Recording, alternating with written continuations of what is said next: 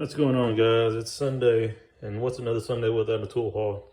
All right, so went down to Lowe's. My daughter wanted some pliers for a toolbox, and she's been going through the whole Craftsman thing, so I wanted everything to match for her. And then she also saw my dad's Craftsman setup over at his house with the older stuff, obviously, that he's had over for the last 3 or 4 decades. So got her some 6-inch needle nose pliers. I wanted something that would fit her hand as well too. So they do have some pliers that are on clearance right now. So these are the 6-inch ones right here, like these two. The 8-inch versions are only $1 more. These are, I believe, $8.98. So they're only $9.98 for the 8-inch versions. So if you're all interested in that. Then I got her the 6-inch diagonal cutters.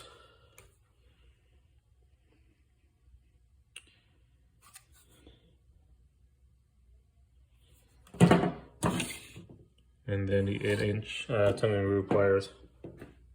And then I picked her up this 1/4-inch drive spinner. She has the bit driver handle in there. So I wanted just a matching set for her. And I believe this was only $7.98. All right, so for my tool haul, another Amazon score here.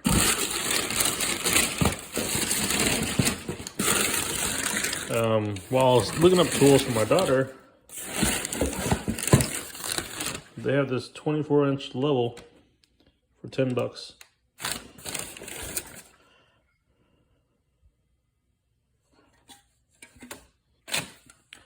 It's got a ruler on the other side. Has another access window right there.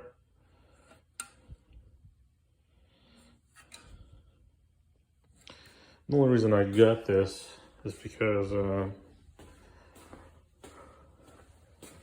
for the longest time now, I've only been using this old Craftsman torpedo level for my home projects. I don't do any construction anymore. Don't do anything big that requires anything larger than that. So for $10, I figured, hey, be good to have in the box, maybe in the future.